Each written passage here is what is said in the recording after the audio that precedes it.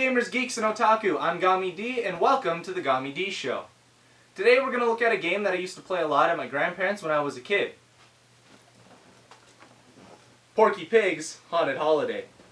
From what I can remember, this game is a decent platformer starring everyone's favorite Porky Pig from Looney Tunes. So let's go ahead and take a look at this and pop it in the Super Nintendo.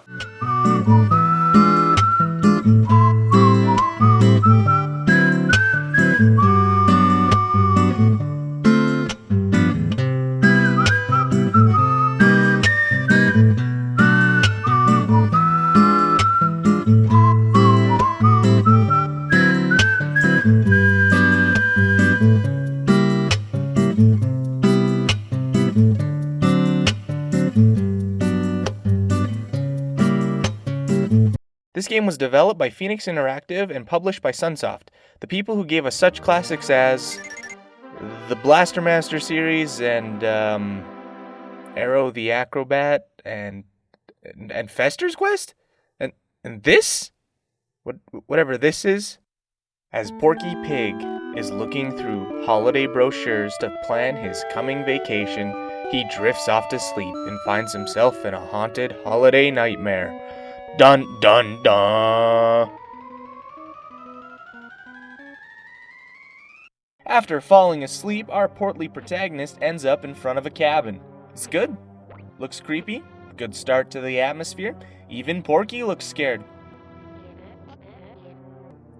So you make your way to the right and encounter your first enemy. And what may you guess is the first monstrous ghoulie? A ghost? A skeleton? A vampire? Nope. A bat. And then right after that, you meet a leprechaun. Oh, shit! I seen that movie with Jennifer Aniston. I know these guys ain't friendly at all. They're cold-blooded killers. From the hood. Porky continues on his merry way, picking up cupcakes and cakes. The first being this game's equivalent of coins, and the latter being for points. Just points. So far, the game is looking pretty good. Got some creepy trees. Platforming's tight and fairly responsive. The music is...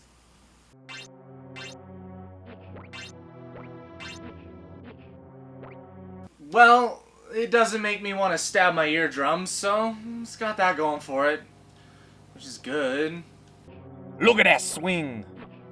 What is this box over here?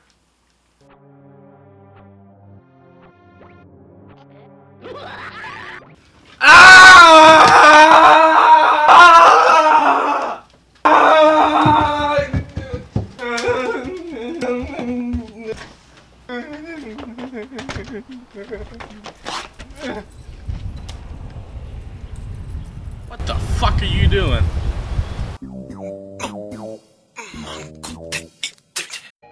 After some solid platforming bits and tree climbing,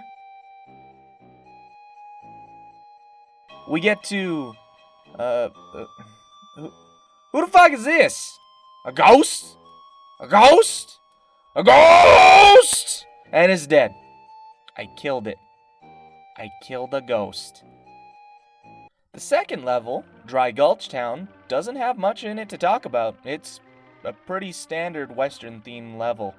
Tumbleweeds, saloons, trains, prisoners. Oh!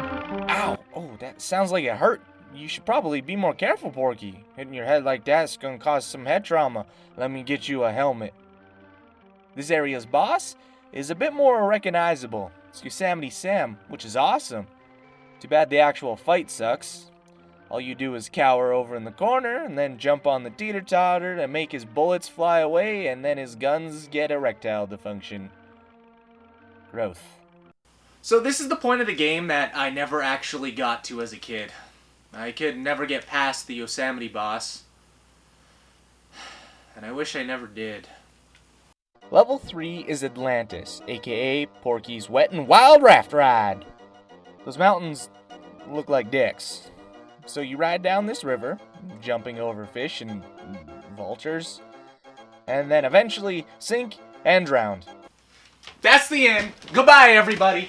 Okay, no, it doesn't end there.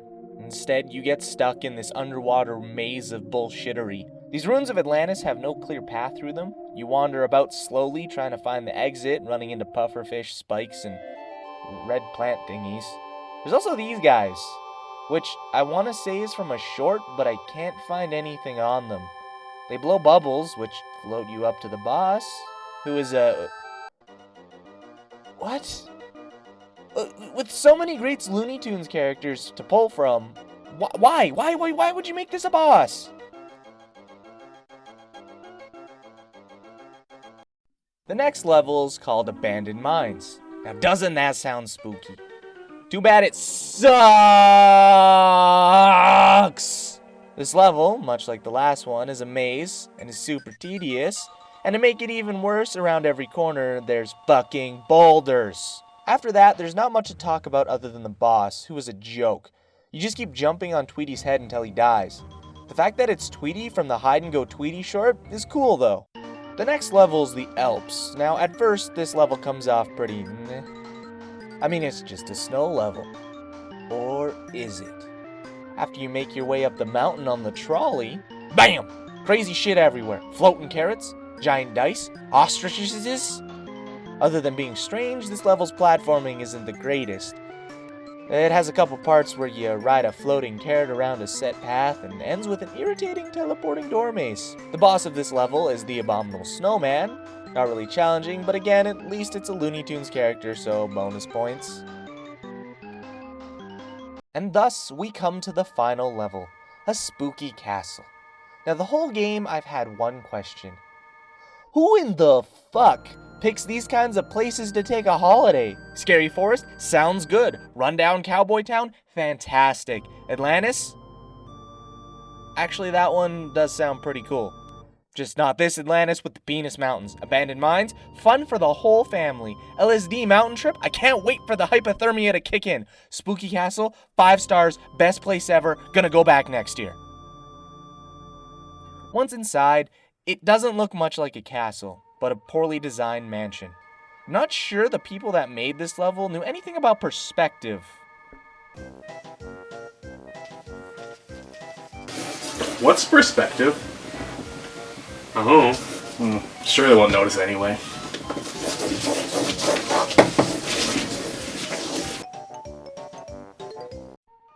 The inside portion of this level is not very enjoyable. Most of the ceilings are too low, so Porky hits his poor cranium. I'm pretty sure he has a concussion thanks to how many times he's hit his head.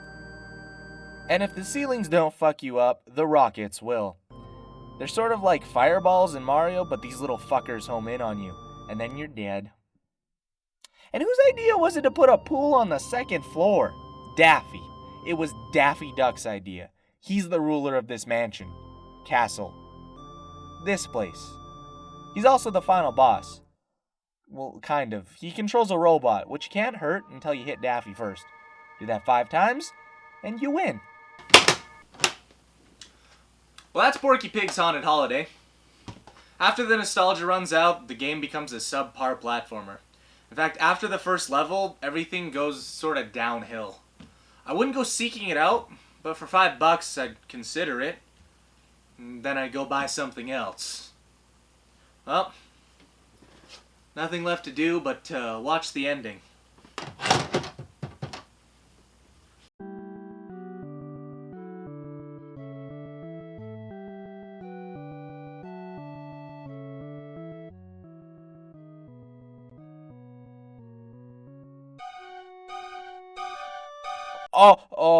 Oops.